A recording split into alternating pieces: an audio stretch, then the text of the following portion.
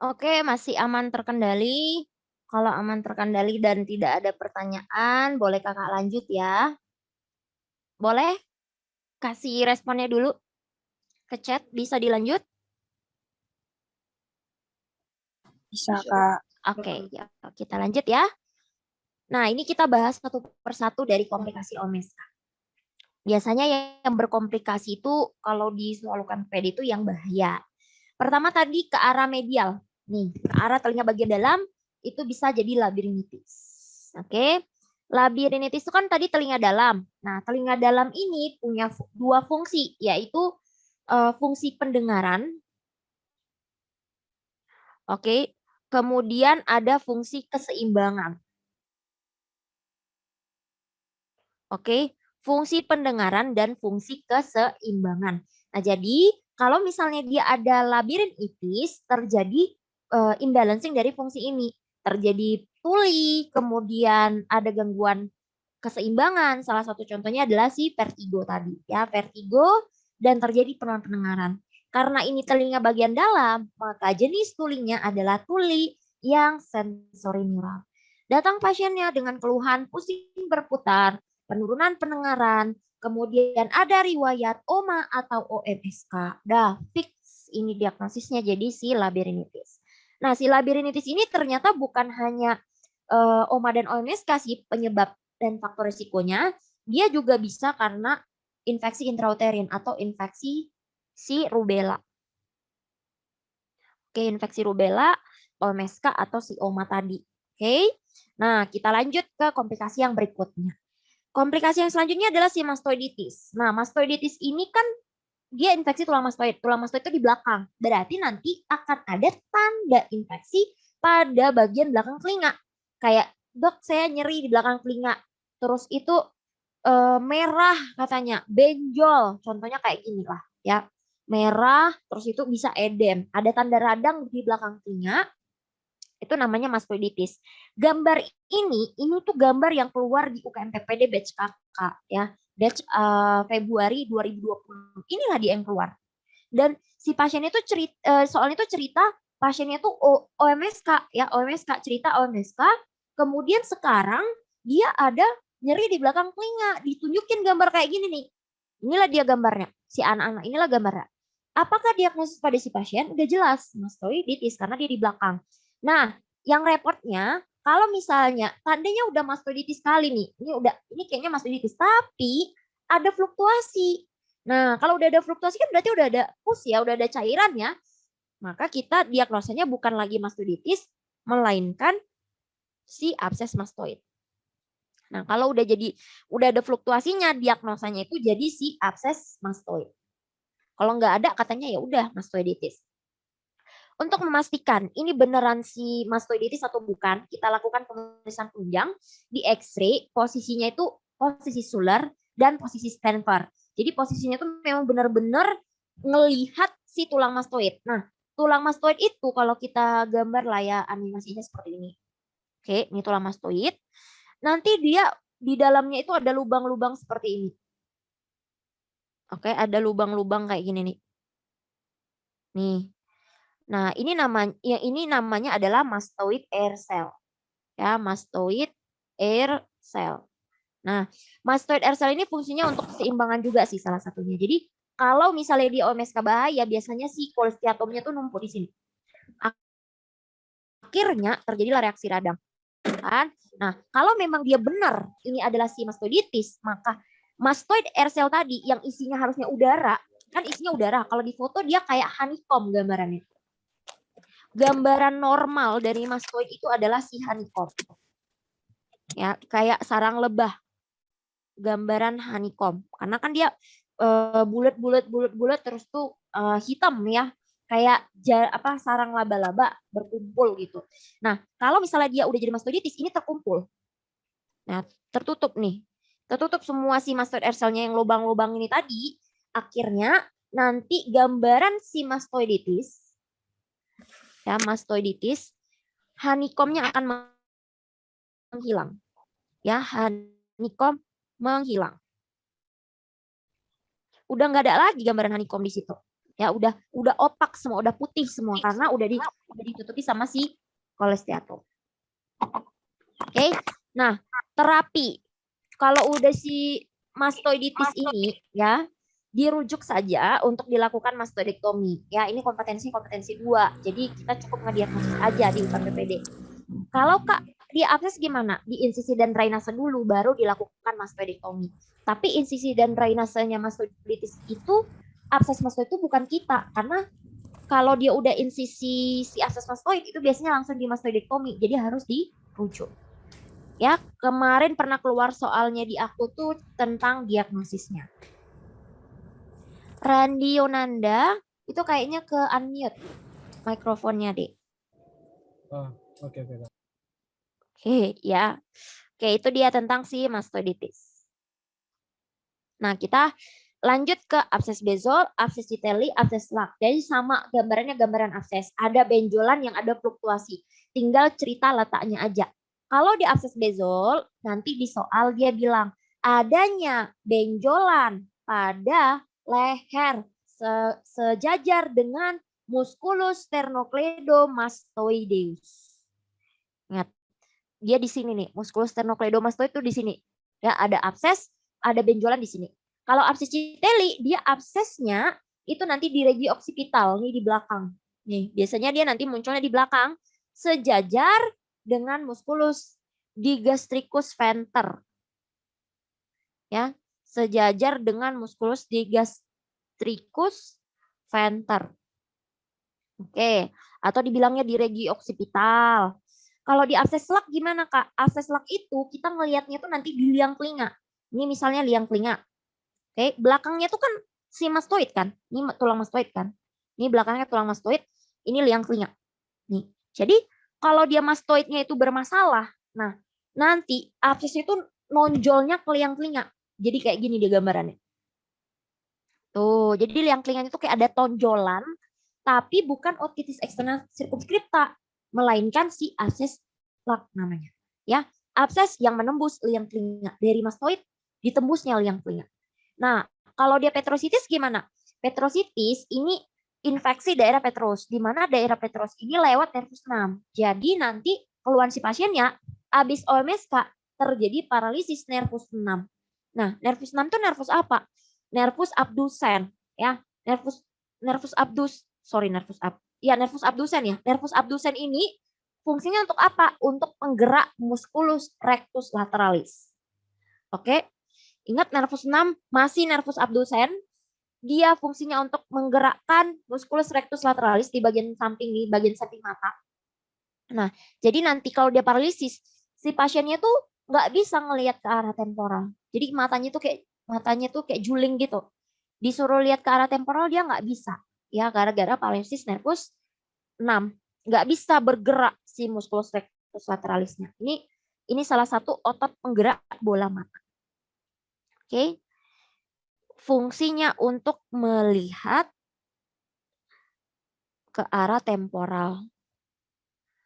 Melihat ke arah temporal. Nah, itu ciri khas ya kalau udah petrositis ya, paralisis nervus. Nah, kalau yang selanjutnya tadi ada yang ketinggalan ya, si abses zygomatikum. Nah, abses zygomatikum ini nanti absesnya itu atau benjolannya itu ada pada pipi. Ya, pada pipi, musculus zygomatikum. Di sini dia nanti. Oke. Kemudian yang ke-8 nanti ada komplikasi intrakranial. Nah, intrakranial tadi contohnya kayak meningitis ya, udah Kakak jelasin meningitis. Kemudian ada bisa ensefalitis. Kemudian bisa abses otak. Nah, dan lain-lain. Oke. Inilah komplikasi-komplikasi untuk si OMSK. Nah, kita lihat mind mappingnya. Komplikasi OMSK itu kan dia banyak tadi kan, dari segala sisi. Nah, kadang pertanyaannya tuh gini, apakah komplikasi intratemporal katanya? Berarti yang di tulang temporal. memang semua pilihan A sampai E itu komplikasi OMSK, tapi lihat komplikasi intratemporal itu apa aja. Komplikasi intratemporal itu ada 3, ada mastoiditis, ada labirinitis, sama ada petrositis. Ini 3 ini komplikasi intratemporal. Berarti di dalam nih, di tulang temporal. Nah, kalau dia komplikasi berikutnya adalah ekstratemporal, artinya dia di luar dari tulang temporal. Nah, komplikasi yang di luar dari tulang temporal itu bisa di dalam kranium, bisa juga di luar kranium. Maka kita bagi lagi, ada intrakranium, ada ekstrakranium. Nah, dia ekstratemporal, di luar dari tulang temporal, tapi di dalam kranium. Contohnya kayak abses otak tadi ya, meningitis, satu lagi tadi tromboflebitis sinus-sigmoid. Tromboflebitis sinus-sigmoid ini apa? Dia itu adanya trombus pada pembuluh darah sinus-sigmoid di bagian basis kranii. Nah, di basis kranii itu ada sinus-sigmoid, terus terbentuk trombus di situ gara-gara inflamasi yang terus-menerus di bagian telinga. Akhirnya nanti bahkan bisa menyebabkan kematian. Nah, jadi kan OMSK ini, apalagi OMSK yang bahaya itu memang benar-benar bahaya. Bukan hanya dia menghilangkan pendengarannya, tapi juga bisa menghilangkan nyawa si pasien. Bisa meningitis, bahkan bisa jadi kematian. Nah, kemudian komplikasi ekstratemporal, di luar dari tulang temporal ini, dan di luar juga dari kranium. Nah, ini cerita abses-absesan, kayak abses Citelli, abses Bezol, abses Lak, kemudian abses zigomatikum.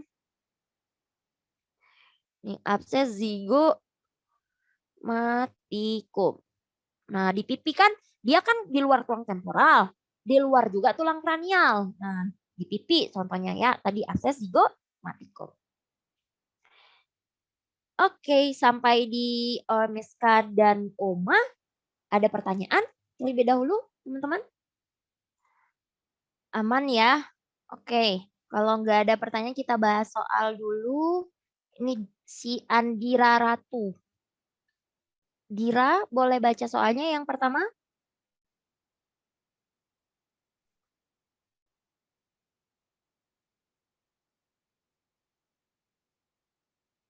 Yang lain boleh dijawab ya.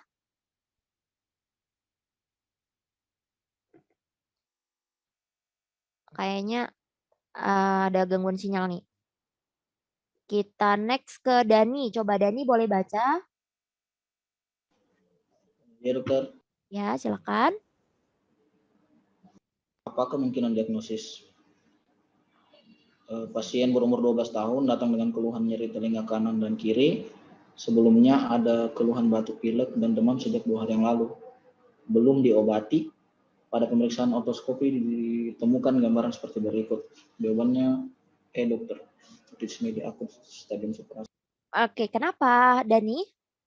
Karena membran timpani terlihat bulging. Oke, menonjol ya, benar. Kalau kakak tanya, apakah terapi yang tepat pada si pasien ini? Diapain ini? Pasien yang supuratif ini. Supuratif itu miringotomi, dokter. Oke, miringotomi. Good. Kita lanjut ke nomor 2. Boleh dibaca Irda Ningsi. Kui, baca nomor 2, Kui. Ada? Oke. Kalau nggak ada, yang lain jawab aja ya, biar kakak yang baca. Seorang anak laki-laki usia 15 tahun datang dengan keluhan katanya telinganya terasa penuh. Anak-anak ya katanya ya. Sebelumnya pasien ada bapil, oke, dah cerita bapil anak-anak kalau nggak telinga tengah lah ini ya. Keluhan tidak disertai gangguan pendengaran dan keluar cairan. Pada pemeriksaan fisik membran timpaninya retraksi. Oke, udah dapet nih retraksi, tegang. Yang analoginya tadi kayak cewek pakai baju ketat, segala yang di dalam akan menonjol. Oke, benar ya? Jawabannya adalah yang dekongestan, beri dekongestan. Untuk ininya stadium apa? Diagnosanya kira-kira stadium apa nih? Oke, mantap. Stadium yang pertama ya. OMA, stadium yang oklusi. Good. Mantap, Bun. Lanjut ke nomor berikutnya. Silakan dijawab, teman-teman. Drop jawabannya di bawah. Oke. Diagnosa yang paling mungkin adalah perempuan usia 25 tahun mengeluhkan telinga kiri keluar cairan. 1 tahun katanya udah. Kalau udah keluar cairan 1 tahun, pikirkan OMSK. 3 bulan ini mengeluhkan pusing berputar dan tidak bisa merasakan manis serta asin. Pemeriksaan otoskopi tampak perforasi, tapi nggak dijelasin perforasi apa. Pada pemeriksaan garpu tala ternyata tulinya tuli konduksi. Kira-kira diagnosa apa yang paling mungkin? Ada yang A, E ya, apa nih? Oke, apakah tipe aman atau tipe bahaya? Ingat yang aku bilang, cari dulu kata kunci dari OMSK. Keluarnya cairan di atas 2 bulan dengan perforasi membran timpani. Dapat? Dapat. Cari jenis perforasi. Dapat nggak? Nggak dapat. Tapi ada perforasi, tapi nggak jelas. Ada kolesterol atau nggak ada? Cari yang ketiga. Ada nggak komplikasi? Ada. Komplikasinya apa? Pusing berputar. Berarti ini arahnya ke OMSK yang bahaya. Gitu, mau nggak mau kita disuruh milih. Ya, jadi jawabannya adalah yang ayam. Mantap Weni dan teman-teman yang lain. Citra, Balkis, komplikasi. Komplikasi apa yang terjadi kalau udah pusing berputar habis OMSK? Ya, benar ya. Labirinitis. Mantap. Oke, kita lanjut. Kan tadi nggak ada pertanyaan tentang materinya ya. Kakak lanjut ke materi berikutnya. Otitis media efusi dan otitis media serosa ini sama namanya ya, nama lain. Nah, definisinya apa? Kalau dia OMA, dia peradangan supuratif, peradangan bakterial yang memang disebabkan oleh bakteri infeksi. Kalau dia otitis media efusi, ini ya peradangan inflamasi tapi non infeksi, non bakterial. Ya. Karena si tubanya itu meradang, terus itu kafum timpannya meradang, akhirnya terkumpullah cairan, tapi cairannya itu serus. Ya, serus atau mukus, bukan cairan yang kuning dan purulen. Memang cairan itu ya udah bening, bisa encer, bisa lengket. Nah, bisa serus atau mukus. Faktor resikonya apa? Kenapa kok bisa terjadi inflamasi tapi non bakterial? Karena barotrauma ini yang paling sering nih. Barotrauma, baru artinya tekanan, trauma artinya apa ya? Trauma lah. Nah, barotrauma itu biasanya terjadi pada siapa? Pada orang-orang yang melawan ketinggian atau kedalaman. Nah, jadi biasanya pada pasien-pasien yang naik pesawat. Ya pernah keluar soalnya dia bilang dia asik keluar negeri aja. Udah keluar negeri, pandemi nggak ngajak-ngajak pula. Jadilah baru trauma. Terus orang-orang yang hobi menyelam, ya diving. Nah, hobi menyelam karena semakin ke atas atau semakin ke bawah dari permukaan laut itu tekanan akan semakin tinggi, akhirnya boom, bisa terjadi perbedaan tekanan dan terjadi inflamasi.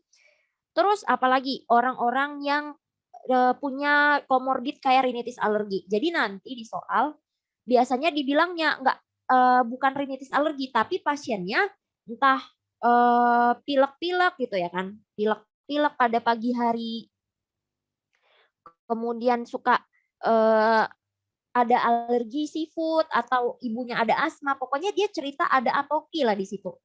Nah, cerita ada atopi berarti mikirnya, oh ini kayaknya ke alergi nih. Nah, bisa terjadi gangguan fungsi tuba, akhirnya inflamasi lakafum timpani dan terkumpul cairan.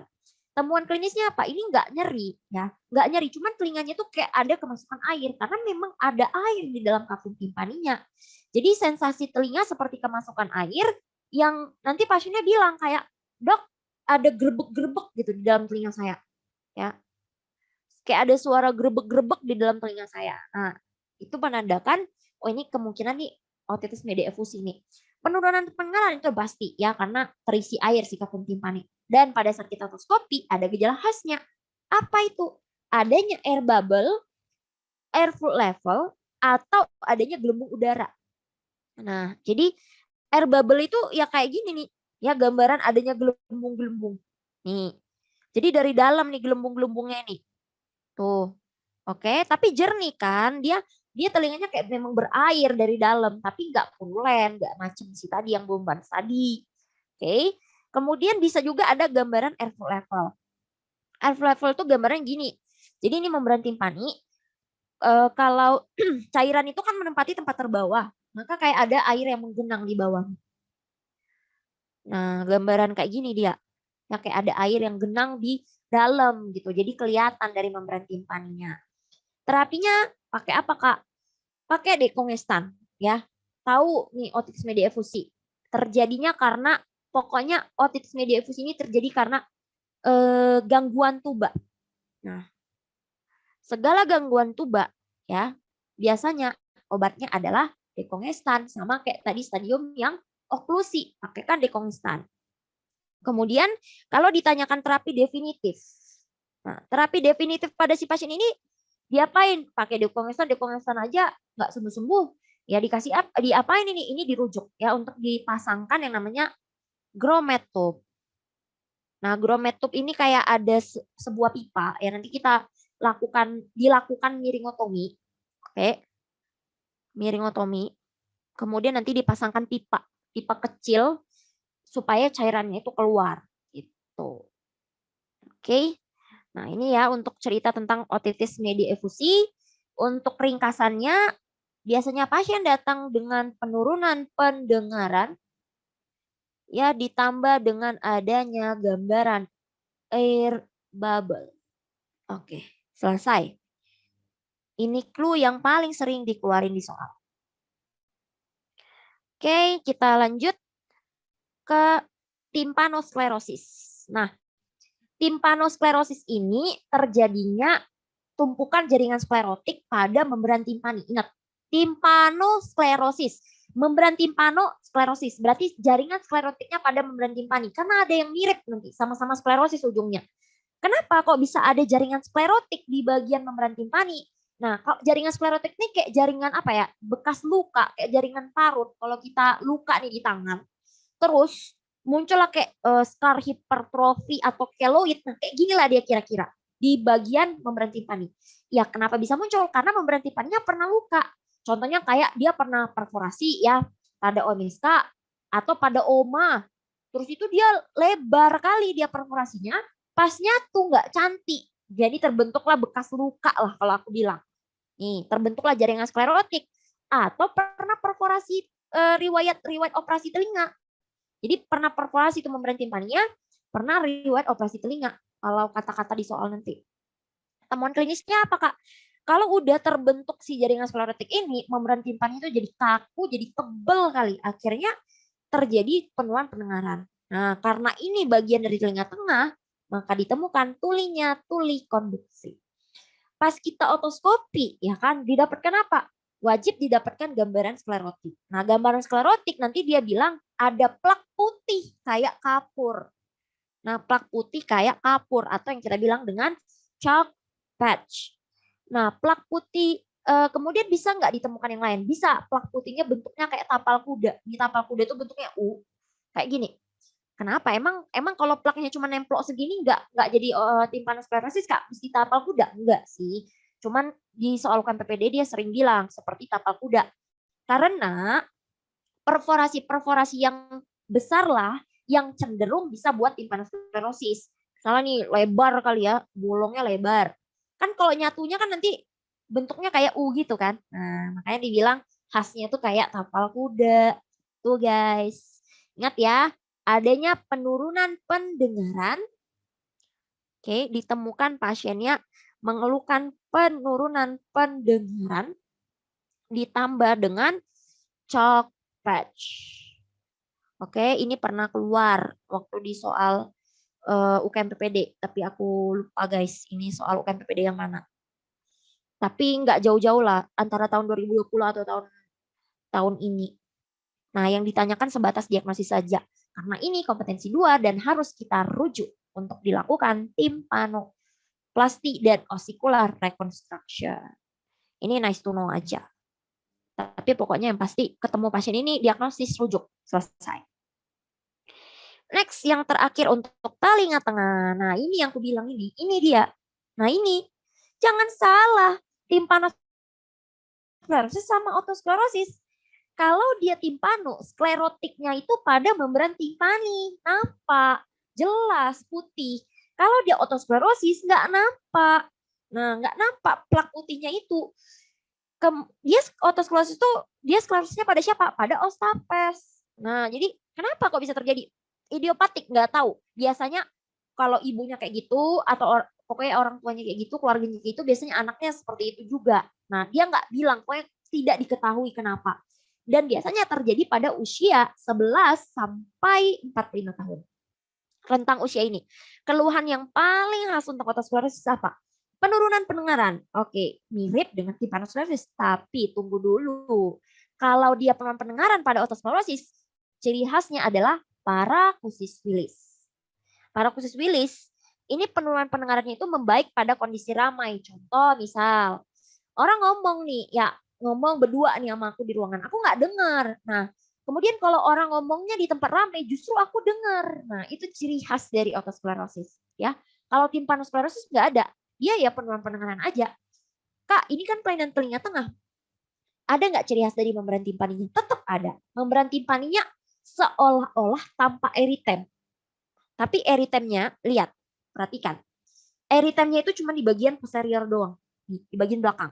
Jadi kalau kita gambarin, ya, kayak apa nih? Kayak kepala flamingo.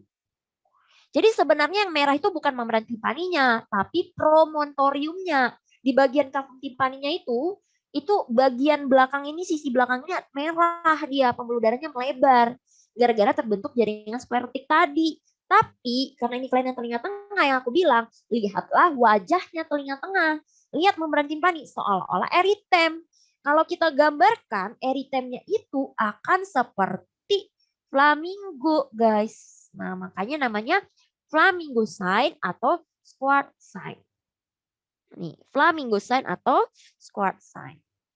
Nah, ciri khasnya ingat ya, datang pasiennya dengan keluhan parakusis Willis. Ini khas sekali ya. Kemudian ada squat sign. Squat sign. Atau nama lainnya adalah flamingo sign. Itu sama. Terapinya diapain Kak kalau untuk si otosklerosis ini? Nah, otosklerosis ini ya, kita harus rujuk dia untuk dilakukan stapedektomi. Jadi ostapesnya tadi yang nempel pada telinga bagian dalam itu harus diganti sama bahan prosesa. Nah, terus nanti dikasihkan alat bantu dengar sama si pasiennya. Kalau misalnya ada soal yang menanyakan suplemen apa yang bagus untuk si otosklerosis ini, kasihkan natrium fluorida. Karena natrium fluorida mencegah terbentuknya sklerotik pada ostapes. Itu cara kerjanya. Ya. Memang dia dirujuk sih, cuman kadang-kadang ada soal yang nanya apa dia suplemen yang tepat. Nah, natrium apa? Pilih natrium fluorida. Clear ya untuk si otosklerosis. Next. Kita bahas dulu soalnya. Kalau misalnya ada yang mau ditanya setelah ini. Yuk, semua teman-teman jawab ya di chat ya, biar kakak aja yang baca. Diagnosis pada pasien. Pasien anak-anak 10 tahun. Penurunan pendengaran, telinga terasa penuh katanya. Pasien pernah didiagnosa menderita asma. Oke, kalau berhubungan dengan asma, pikirkan atopi. Pemeriksaan membran timpani, suram, dan tampak gelembung udara. Nah ini insya Allah gampang ini. Ada tadi keywordnya kan udah dapat ya. Penurunan pendengaran, air bubble, kemudian ada pula riwayat atopi. Maka jawabannya, jeng-jeng. Kita lihat. Oke, jawabannya adalah yang ento ya, otitis media efusi. Good.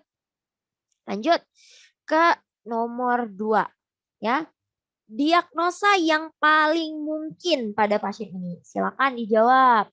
Seorang wanita 42 tahun datang ke puskes dengan keluhan penurunan pendengaran. Menurun secara perlahan-lahan pada kedua telinga. Nih, wanita 42 tahun. Telinga kanan lebih berat daripada telinga kiri. Pasien cenderung berbicara pelan dan awalnya dapat mendengar lebih baik daripada orang normal pada situasi ramai. Dah, ciri khasnya udah dapat kali ini. Oke, benar ya. Jawabannya adalah otosklerosis. Nah, kayaknya tadi aku baru bilang, apa sih suplemen yang baik tadi apa namanya untuk si otosklerosis? Ayo, apa nama suplemennya? Farmakologi kira-kira? Oke, mantap. Thank you, dear. Benar ya. Nah, ada yang mau ditanya sampai di sini sebelum kita move ke kamar sebelah lagi.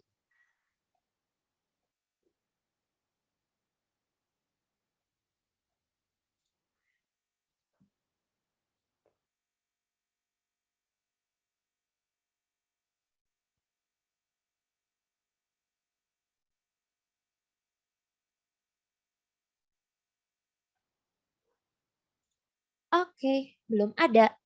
Kita lanjut lah ya, udah masuk ke penyakit telinga dalam.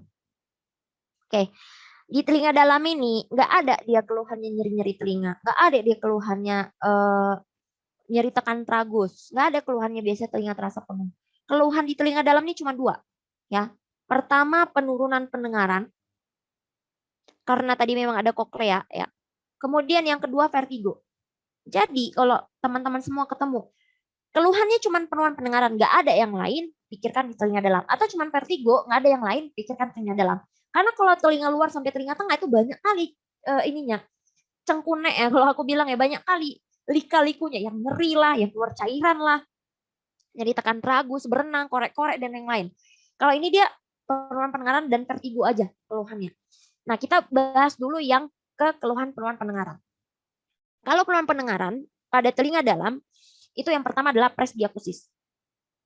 Presbiakusis ini adalah telinga tua. Telinga bangkotan ini. Ya, telinga tua. Dia biasanya terjadi pada usia-usia di atas 65 tahun. Ya. Ciri khasnya apa, Kak? Kami bilang ini telinga tua. Lihat aja. Dia adanya penurunan pendengaran, tapi tipenya adalah cocktail party deafness. Ini kebalikan dari si paracosis willis. Kalau paracosis willis tadi, pada saat rame dia tambah dengar.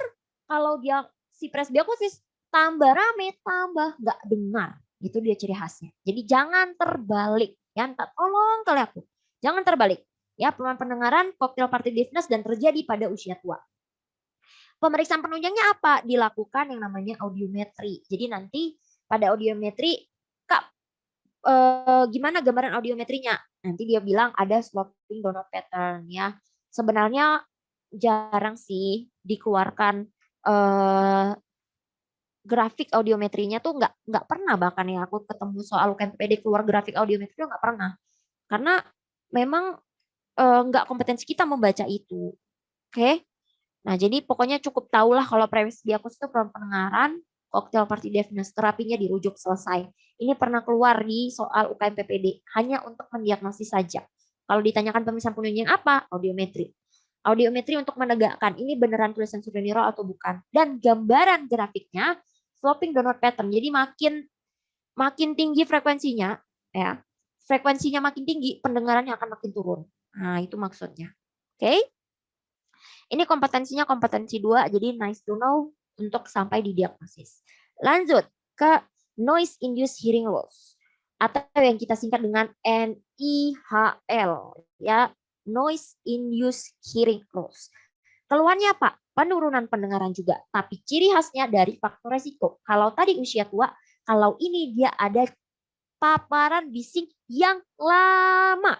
Paparan bising yang lama. Contohnya gimana? Dia kerja ya di bandara, terus tuh di pabrik, banyak suara mesin. 5 tahun baru muncul penurunan pendengaran. Nah, kemungkinan itu diagnosanya adalah noise induced hearing loss. Kalau nggak ada, Kak, gimana? Lihat lagi pemeriksaan penunjang. Nanti pada audiometri akan didapatkan notch di 4000 Hz.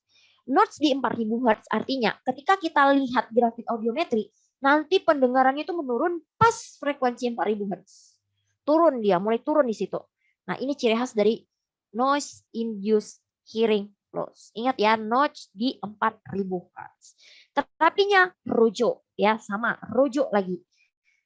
Pokoknya tahu penurunan pendengaran, paparan bising yang lama, notch di 4000 selesai. Lanjut ke trauma akustik. Kalau dia trauma akustik, sama penurunan pendengaran juga, tapi faktor resikonya adalah paparan bising yang tiba-tiba dan kuat. Contohnya gimana? Penembak, ya, orang yang kena ledakan bom. Nah, dekat dengan ledakan bom. Ini biasanya cerita-cerita tentang TNI nanti dia. Pernah keluar di soal juga nih trauma akustik.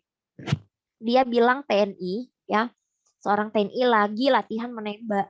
Tiba-tiba terjadi penurunan pendengaran. Nah, maka diagnosanya adalah si trauma akustik. Masalahnya waktu di UKM PPD itu, dia jelas nih seorang TNI menembak keluhan penurunan pendengaran, terus pilihannya itu bukan hanya trauma akustik, ada pula pilihannya tuli mendadak. Nah, kalau ada trauma akustik sama tuli mendadak, kalian pilih apa? Kira-kira? Ayo, pilihannya menjebak loh.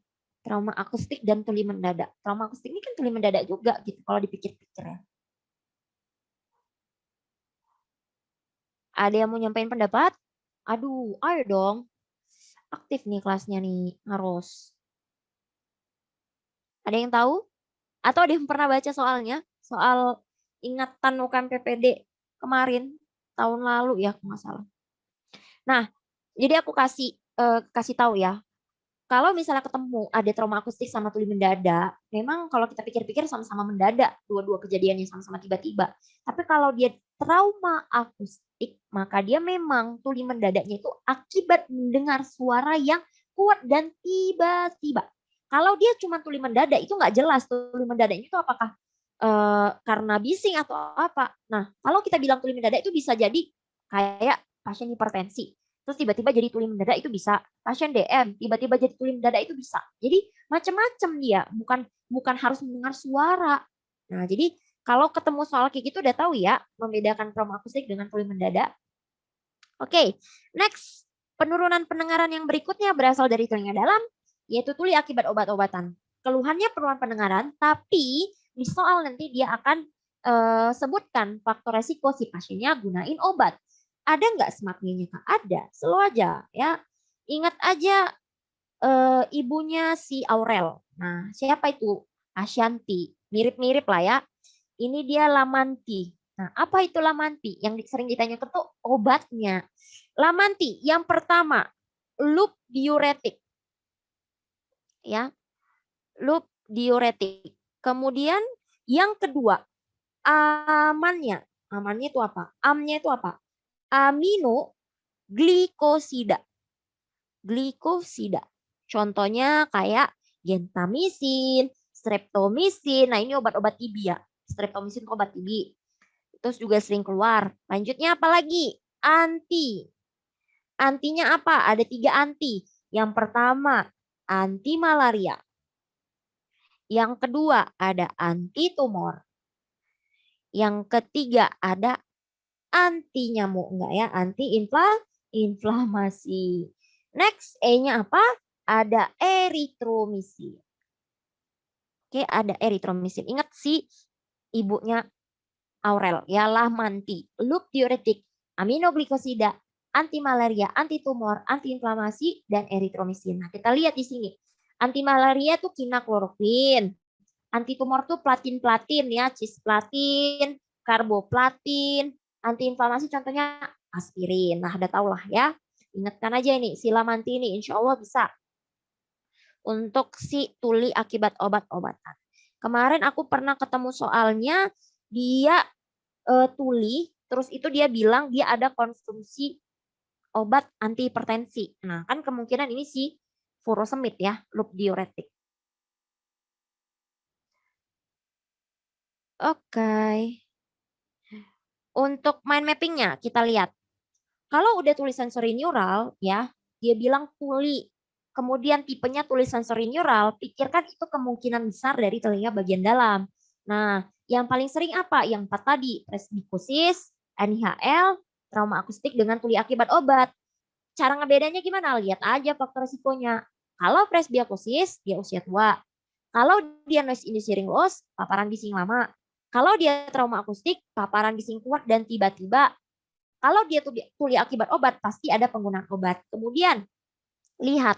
Ciri khas dari presbikosis bukan hanya usia tua, tapi adanya gambaran koktail, ya, party, deafness. Nah, ada gambaran koktail party deafness. Kalau si NIHL, dia selain paparan bising lama, audiometrinya ada notes di 4000 Hz. Nah, cari dia ciri khas masing-masing. Gitu guys. Kalau untuk si tuli akibat obat, dia ingat aja cari obatnya si Lamanti. Kira-kira penyakit apa yang pakai obat si Lamanti ini? Apakah hipertensi atau dia pakai dia sakit jantung pakai aspirin, ya kan? Dia sakit malaria pakai anti malaria, lihat ya faktor risikonya. Oke, sampai di penurunan pendengaran ada yang mau bertanya, teman-teman? Semuanya? Raihan, Randi, Retno, Dani, Dewi, Dira, aman? Kalau aman boleh di komen ya. Aman, Dok. Oke, aman. Nah, kalau aman kita lanjut ke ini udah penyakit yang terakhir nih. Nanti di akhir kita bahas tentang penurunan pendengaran sedikit. Nah, ini penyakit telinga dalam juga, tapi keluhannya keluhan vertigo ya. Vertigo itu ada dua secara garis besar. Ada vertigo yang perifer, kemudian ada vertigo yang sentral. Nah, bedanya apa? Kalau vertigo yang perifer, yaitu nistagmusnya tuh nistagmus horizontal. Nah, jadi nistagmus tuh maksudnya apa? Matanya tuh kayak getar-getar gitu. Getar-getar kiri kanan kiri kanan. Ingat aja, kalau dia perifer berarti permasalahannya berasal dari telinga. Kalau dia si sentral, permasalahannya berasal dari otak. Nah, kalau dia perifer, telinga itu kan kiri kanan, maka nistagmusnya ya kiri kanan atau horizontal. Ya, kalau dia yang otak itu kan masih di atas kan. Nah, maka dia atas bawah gitu sih cara aku ingatnya. Nistagmus vertikal dan horizontal. Selain itu, apa yang membedakan selain si nistagmusnya? Biasanya kalau dia yang perifer itu gejalanya lebih parah. Ya, gejalanya tuh mual muntah, terus tuh gejalanya lebih lebay lah pokoknya. Kalau dia yang sentral, dia itu gejalanya tidak separah dari perifer, nggak sampai buat mual muntah, nggak sampai buat nggak bisa buka mata ya.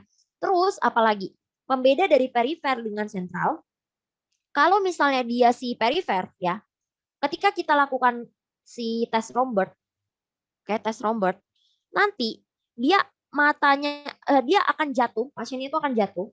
Nah, ini kita lakukan tes Rombert, ya kan? Rombert itu kan berdiri tegak. Nah, orang yang vertigo, perifer, vertigonya berasal dari telinga. Itu ketika disuruh buka mata dia berdiri tegak. Tapi ketika nanti dia disuruh tutup mata, ya, ketika matanya tertutup, itu nanti pasiennya akan jatuh. Jadi kalau mata terbuka dia masih biasa aja, tapi kalau matanya tertutup jatuh dia. Misalnya dia jatuh ke sebelah kanan gitu kan. Berarti yang bermasalah itu telinga kanan. Kemudian kalau misalnya dia yang sentral, kita lakukan tes Rombert, ya Rombert test, itu baik mata tertutup atau mata terbuka itu tetap jatuh. Disuruh berdiri aja langsung jatuh. Nah itu berarti ciri khas dari yang sentral. Oke, jadi tanpa bantuan mata pun mau terbuka atau tertutup dia akan tetap jatuh. Oke, pasiennya akan tetap jatuh. Nah untuk yang vertigo sentral penyebabnya itu banyak ya kayak tumor-tumor. Nah itu nggak kita bahas untuk di sini. Kita bahas yang si perifer. Oke, nah nistagmus yang horizontal itu nanti ada 3. Ada labirinitis, kemudian ada BPPV, dan ada Meniere disease. Oke, ada 3. Labirinitis, BPPV, dan Meniere disease. Oke, labirinitis tadi udah kita bahas. Sekarang yang mau kita bahas ini cuma 2. BPPV sama Meniere disease. Perbedaannya apa? Cus, kita lihat. Nah, di bawah. Kalau dia BPPV, dari namanya saja sudah benign paroxysmal positional vertigo. Artinya vertigo yang memang muncul karena perubahan posisi ya. Keluhan pasien itu datang dengan dok saya pusing berputar katanya. Tapi kalau parahnya itu kalau berubah posisi dan munculnya itu kalau berubah posisi. Bangun tidur, keduduk atau miring kanan, miring kiri. Nah, itu bisa muncul si vertigonya. Pemeriksaan penunjangnya apa untuk menegakkan ini beneran si BPPV? Ya, kita manipulasi dia, kita gerakkan kepalanya ya. Kita lakukan yang namanya Dishalbert maneuver. Nah, kalau misalnya Dishalbert maneuvernya positif, berarti nanti ini ya, Dishalbert maneuver tuh ini tempat tidur. Terus ini si pasien. Kita tidurkan, kita dudukkan dulu si pasien. Terus nanti kita miringkan kiri, miringkan kanan kepalanya, baru nanti kita jatuhkan tiba-tiba. Kalau pas kita jatuhkan tiba-tiba seperti ini, keluhannya muncul sampai pasiennya memuntah dan muncul nistagmus yang horizontal, ya karena kan kita jatuhkan kepalanya tiba-tiba, oh itu berarti benar. Itu adalah BPPV karena gejalanya muncul saat kita manipulasi posisinya. Oke, posisional. Dishalbert maneuver ya positif untuk mendiagnosa. Terapinya apa? Ada 2. Ada terapi non farmako dan ada terapi farmako. Terapi farmakonya, nah itu semua terapi farmako vertigo itu sama. Dimenhidrinat, betahistin, tapi kalau untuk si BPPV biasanya pakai betahistin ya. Nah, betahistine-nya 3 kali 6 mg. Oke. Nah, baru ada terapi non farmako yang bukan obat-obatan. First treatment-nya itu adalah si manuver Epley, first line-nya ya. Kalau nanti di soal ada manuver Epley, ada manuver Brendarov, ada manuver Semon, itu manuver Epley dulu yang dipilih. Tapi kalau di soal dia bilang manuver yang dapat dikerjakan pasien sendiri di rumah, pertama yang dipilih adalah Brendarov. Oke, ingat kalau dia nggak ada embel-embel dikerjakan sendiri di rumah, pakai manuver Epley, itu yang terbaik. Kalau dia bilang terbaik dapat dikerjakan pasien di rumah, dia jawab Brendarov. Ya, karena Epley dan Semon ini dikerjakan sama dokternya, bukan sama si pasiennya sendiri. Karena itu pernah keluar di soal. Terus Kak, kalau yang ditanyakan terapi definitif, pilih farmako atau pilih non farmako? Untuk BPPV, terapi definitifnya adalah manuver. Ya, ingat manuver. Ini terapi utamanya. Jadi kalau ibaratkan kita tonsilitis bakterial, penyebabnya kan bakteri. Terus tuh untuk menghilangkan nyeri menelannya kan pakai misalnya asam efenamat. Nah, si betahistine ini itu asam efenamatnya untuk si tonsilitis tadi hilang nyeri menelannya. Tapi kalau hilang efek asam efenamat ya muncul lagi. Nah, maka kita latih dia untuk berubah posisi agar terbiasa gitu ya. Nah, agar tidak lagi jadi si BPPV. Terus poin di BPPV ini selain diagnosis, terapi dia juga sering nanya pemeriksaan apakah yang tepat pada pasien ini. Ingat manuvernya manuver Dishalpike ya, bukan manuver Epley atau manuver Brendarov atau Semon. Nah, karena semua ini manuvernya sebenarnya sama, cuman beda gerakan aja sedikit. Oke, itu ya untuk si BPPV. Clue-nya adalah vertigo dengan perubahan posisi, kemudian pemeriksaan penunjangnya Dishalpike manuvernya positif, terapinya pakai manuver-manuver yang terbaik adalah Epley dan farmakonya adalah betahistine. Selesai. Next, untuk yang vertigo berikutnya adalah Meniere disease. Nah, untuk si Meniere disease ini, dia itu harus ada tiga-tiganya. Ya, datang dengan penurunan pendengaran, vertigo dan tinnitus. Tiga-tiganya ketemu. Kak, tadi kami lihat di di otosklerosis ada loh Kak, vertigo, tinnitus dengan penurunan pendengaran. Nah, kalau dia di otosklerosis kan wajib ada paroxysmus Willis, meskipun trias ini ketemu. Nah, panjang sebenarnya patofisiologinya, tapi kalau dia Meniere, hanya 3 ini tidak ada yang lain. Nah, kadang-kadang labirinitis bisa ditemukan tinnitus juga. Lantas gimana cara ngebedain labirinitis dengan Meniere? Pembedanya adalah kalau dia labirinitis, faktor resikonya OMSK. Kalau Meniere nggak ada, ya biasanya nggak ada cerita OMSK. Kemudian kalau dia si Meniere disease, nanti kita lakukan pemeriksaan penunjang, tes gliserinnya akan positif. Ya, tes gliserinnya positif. Jadi pas kita kasihkan minum gliserin, dia konsumsi gliserin, 1 jam sampai 2 jam kemudian kita periksa lagi gejalanya sudah menurun. Nah, itu tandanya tes gliserin positif. Kalau labirinitis gak ada pengaruhnya. Yang ketiga apalagi? Kalau dia labirinitis biasanya habis OMSK muncul langsung si labirinitis. Ya, ibaratnya kita bilang tiba-tiba. Kalau Meniere disease dia tuh lama, bertahun-tahun ya, progresif. Kadang muncul, kadang hilang, kadang muncul, kadang hilang seperti itu. Kalau labirinitis tiba-tiba dia habis si OMSK tadi. Terapinya apa untuk si Meniere disease? Terapinya tuh kalau dalam keadaan akut-akutnya ya, itu lebih baik dikasihkan diazepam. Nah, sebagai penenang.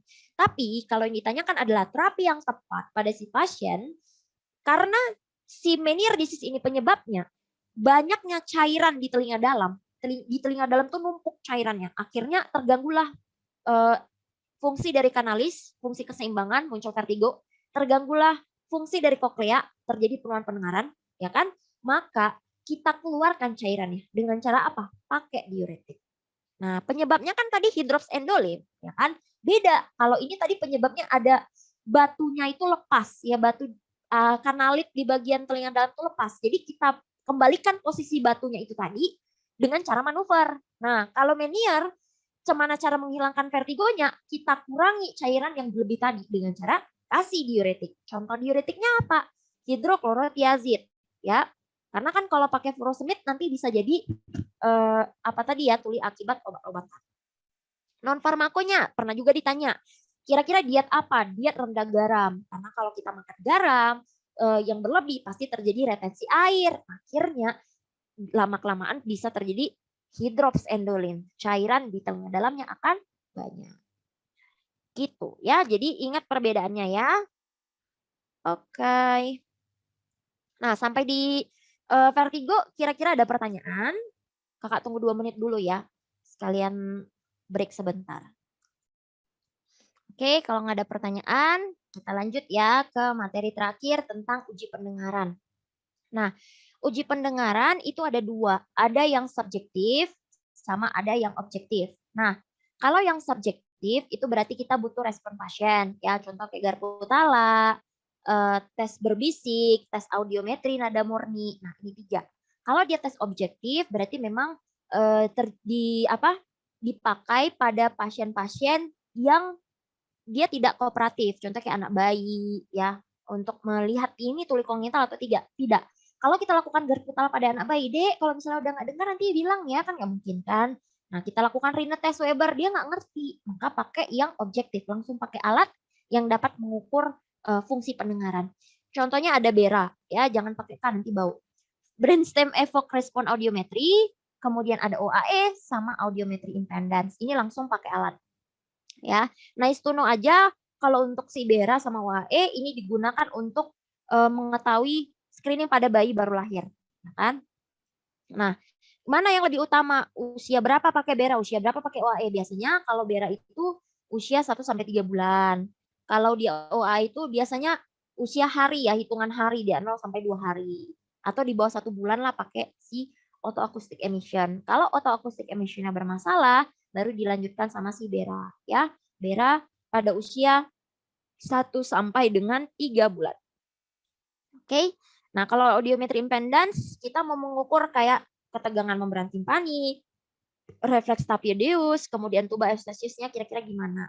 Tapi itu langsung pakai alat yang mengukur fungsi mereka ini masing-masing tanpa harus respon si pasien. Nah, yang mau aku bahas itu yang ini 2 nih, garpu tala sama tes audiometri nada murni. Yuk, kalau yang garpu tala itu ada 3 tes. Ada Rhine, kemudian ada Weber, dan ada Swabah. Ya, kalau pasien normal, dia Rhine-nya Rhine positif. Oke, artinya ketika misalnya kita pindahkan dia, kita suruh dia dengar ya kan, kita letakkan di proses mastoid. Dengar, udah nggak dengar nggak? Udah katanya gitu. Kita pindahkan ke depan, ternyata masih dengar, berarti Rhine-nya positif.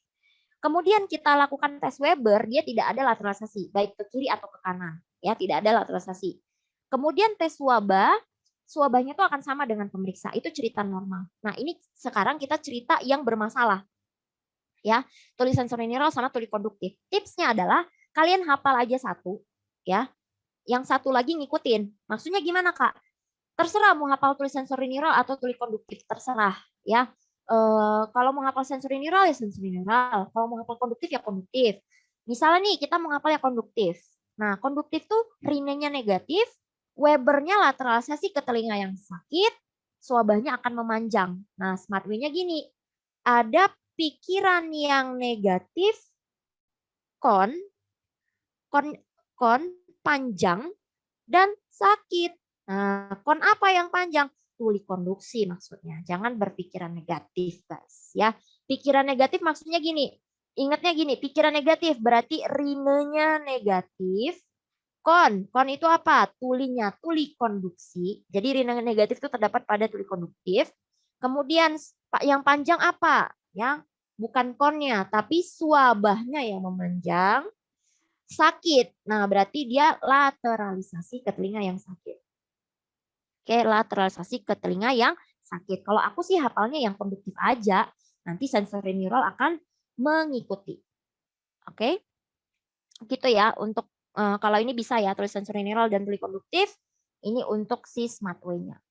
Nah, next kita lihat untuk audiometri nada murni. Ini janji yang terakhir, guys. Ini janji yang terakhir. Nah, kalau di audiometri nada murni, kita nggak hanya bisa mendiagnosa, oh ini ketulian, ini tuli konduksi, oh ini tuli sensorineural, nggak cuma gitu, nggak cuma secara kualitatif, tapi kita bisa diagnosa secara apa ya, kuantitatif, artinya seberapa berat sih sebenarnya si pasien ini tulinya, apakah berat kali, berat aja, ringan kali ringan aja. Nah, jadi ada beberapa derajat ketulian. Kita lihat. Orang normal itu dapat mendengar di bawah 25 desibel. Kalau ibaratkan kita dengar lagu, volume 1 itu sebenarnya bisa kita dengar, ya kan? Orang normal dengarnya itu di bawah 25 desibel. Oke.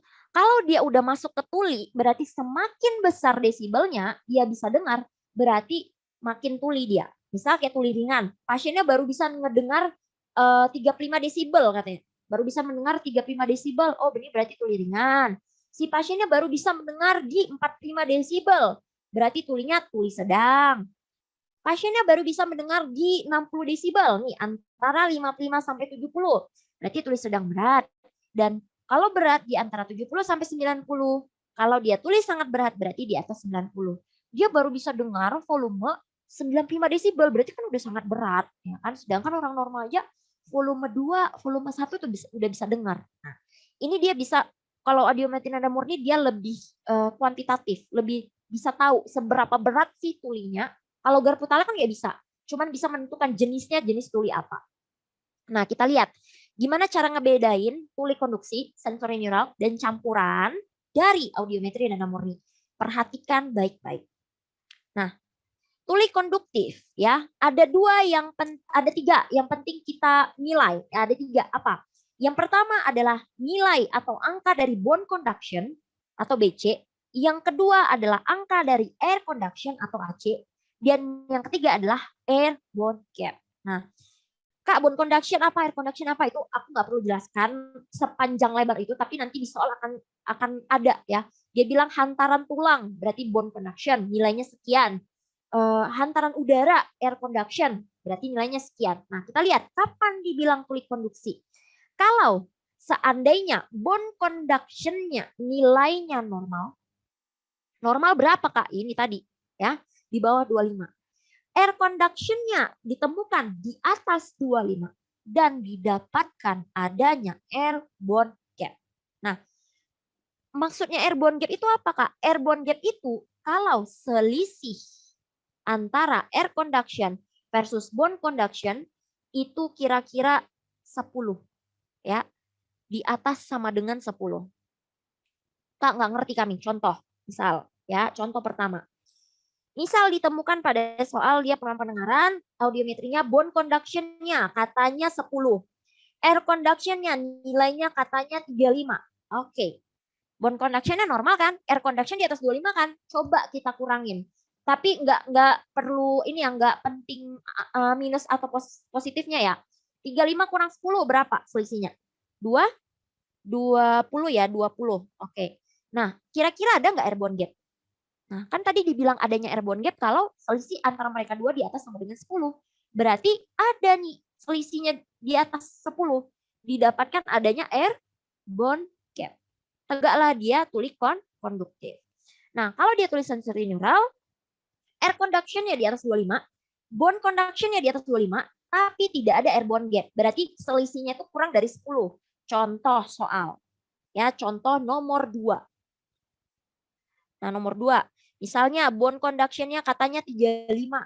Air conduction-nya katanya 37. Oke, di atas 25 kan?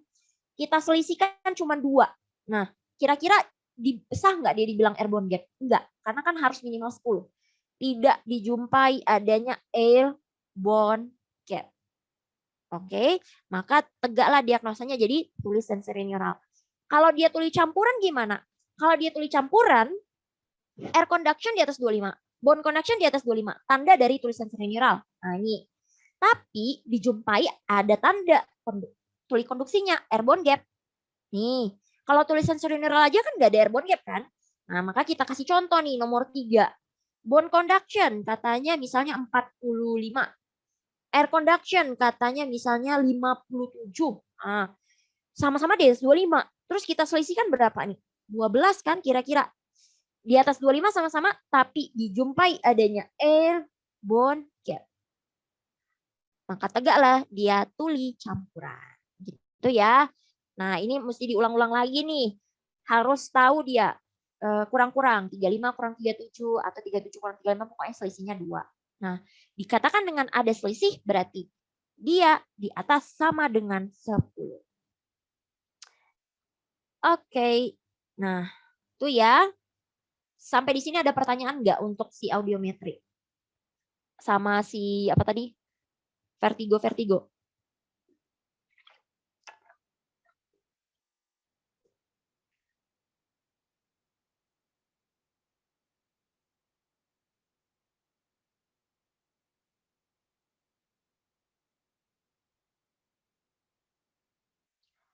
Oke, ini ada pertanyaan dari Muhammad Rizky Dayat ya. Izin bertanya dokter, jadi terapi untuk Meniere disease itu diuretik ya, kapan pemberian diazepam? Kalau dalam keadaan akut, artinya dalam keadaan serangan-serangannya dia vertigonya itu pasti diazepam. Tapi kalau yang ditanyakan terapi yang tepat katanya pada pasien, tapi pasiennya itu enggak dalam keadaan serangan, punya riwayat itu, maka kasih diuretik. Atau di soal, pokoknya dia bilang terapi yang tepat atau terapi awal. Kalau terapi awal berarti ke simptomatis. Kalau dia terapi yang tepat berarti ke diuretik. Gitu kira-kira. Gimana? Bisa? Untuk terapi pada Meniere? Oke, sama-sama. Nah, kita lanjut ya bahas soal. Yuk, dijawab yuk. Silakan. Nah, bila dilakukan tes audiometri, hasil yang akan didapatkan adalah seorang wanita usia 40 tahun datang dengan keluhan penurunan pendengaran. Oke, kanan dan kiri. Dia buruh pabrik dan terbiasa mendengar suara mesin. Udah tahu lah ya. Dia udah ada faktor resiko pekerja pabrik berarti lama. Nah, kira-kira diagnosanya apa? Good, diagnosanya adalah noise induced hearing loss, NIHL, dengan didapatkan adanya notes pada 4.000. Mantap. Lanjut. Penegakan diagnosa pada pasien ini menggunakan apa? Yuk, diagnosanya apa dan jawabannya apa? Wanita 30 tahun datang dengan keluhan pusing berputar. 1 minggu. Pusing dirasakan terutama setelah perubahan posisi tidur kanan ke kiri. Sebelumnya nggak pernah kayak gini.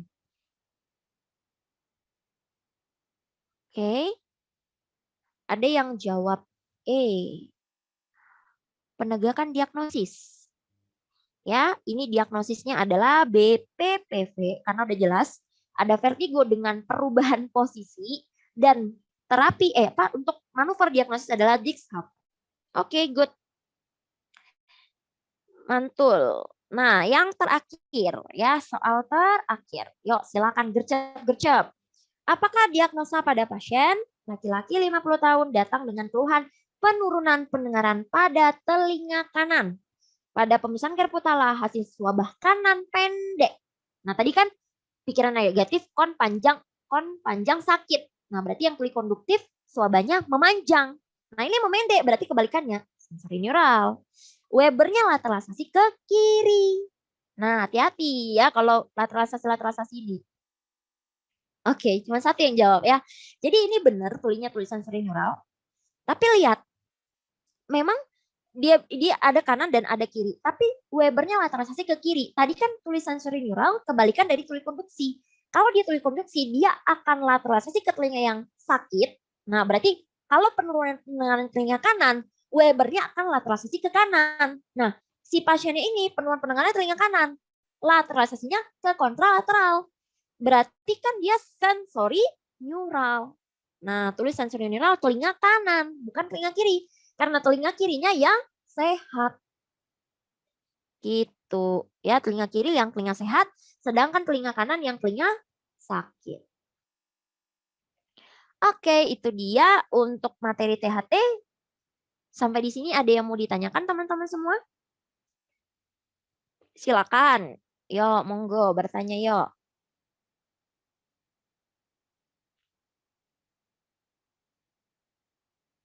Kalian, oh ya, kalau belum ada yang bertanya cerita-cerita dulu ya.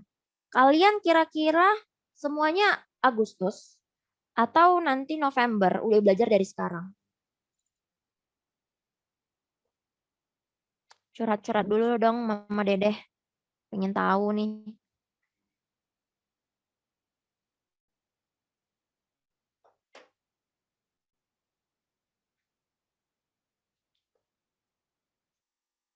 Agustus, oke ya. Masih lama lah ya, ini masih bulan Juni. Masih ada sekitar 2 bulan lagi. Aku nggak tahu sih kalian ini apakah first taker semua atau ada yang retaker. Tapi yang pasti aku mau bilang ke kalian, UKM PPD itu tidak terlalu susah. Aku nggak mau bilang UKM PPD terlalu UKM PPD itu gampang. Aku nggak mau bilang kayak gitu karena nanti takabur. UKM PPD itu tidak terlalu susah. Percayalah, UKM PPD itu bukan monster yang semenyeramkan. Aduh, kalau misalnya aku nggak lulus, aku kayaknya manusia yang paling gagal di dunia ini. Enggak, ya. Karena gagal dan suksesnya orang itu berbeda-beda. Startnya, finishnya itu beda-beda. Jadi jangan pernah gitu bandingin diri kita sama diri orang lain. Nah, kadang gitu kan, teman aku di angkatan bawah padahal udah jadi dokter, aku belum jadi dokter. Jangan pernah gitu, karena semakin kita banding-bandingkan, kita compare diri kita ke orang lain, kita tuh semakin insecure. Nah, gantilah rasa insecure itu dengan rasa bersyukur. Nah, gimana caranya? Contohnya misal kayak kalian lah, misalnya first taker terus capek, ini udah belajar sampai jam setengah 4 dari jam 10 tadi ya kan. Coba kalian tuh bagi kaum yang suka insecure, coba kalian tuh suka apa ya, belajar berterima kasih sama diri kalian sendiri. Caranya gimana, Kak? Terima kasih sama anggota badan kalian. Misalnya, terima kasih tangan, terima kasih mata, kamu sudah tahan sampai jam setengah 4. Dengan kalian sering-sering terima kasih sama anggota tubuh kalian sendiri, itu lama-kelamaan kalian akan percaya diri. Nah, kalau misalnya kalian percaya diri, rasa insecure kalian itu akan berkurang. Akhirnya kalian gak suka banding-bandingkan diri kalian dengan yang lain. Nah, fokuslah ke diri sendiri, belajarlah semampu kalian, gak usah belajar terlalu diforsir sampai 200 soal per hari, gak usah. Sesanggup kalian, yang penting detail. Kemudian tetap berdoa yang paling penting ya. Waktu cerita dikit ya, waktu aku UKM PPD kemarin, aku tuh belajarnya memang ya pol lah ya, tapi pol versi aku. Kalau orang 200 soal aku ya udahlah, nggak usah bandingin diri yang lain ke orang lain, cuman 75 atau 100 soal udah cukup. Ketika aku ngerjain soal KPPD, aku nggak nyangka loh. Aku nggak mau niat sombong atau apa ya. Aku nggak nyangka aku bisa keluar dengan nilai yang lumayan membuat aku senang lah ya, membuat orang tua aku senang. Nilaiku kemarin tuh 91 kalau nggak salah. Padahal waktu aku kan PPD, aku tuh nggak apa ya, kayak nggak percaya diri gitu. Ya udah lulus aja udah syukur gitu. Yang penting target kita tuh sekarang lulus. Lulus dulu baru nilai tinggi itu bonus gitu. Nah, jadi jangan fokus ke kompetensi 2, meluber-meluber kemana-mana, tapi kompetensi 3 4 aja nggak tamat. Nah, jadi hati-hati ya. Perhatikan kompetensi. Kalau aku caranya print SKDI, terus nanti belajarnya dari situ. Masing-masing sama kasih patok nomonis. Terus pakai mind map. Cara belajar aku banyak lah pokoknya. Tapi temukan cara belajar kalian masing-masing. Jangan bandingkan diri kalian ke orang lain, karena start dan finishnya orang lain itu berbeda-beda. Caranya supaya jangan insecure dan banding-bandingin diri, berterima kasih pada diri sendiri, contohnya ke anggota tubuh. Karena kalau kalian ngomong, makasih ya tangan, hari ini udah bisa ngajar. Nah, itu nanti kalian tuh bakal jadi kayak pede sendiri gitu. Gitu aja sih tips dari aku. Tips wejangan dan motivasi semoga masuk ke hati dan pikiran kalian ya. Oke, kalau misalnya nggak ada yang mau ditanya, kita tutup dengan doa.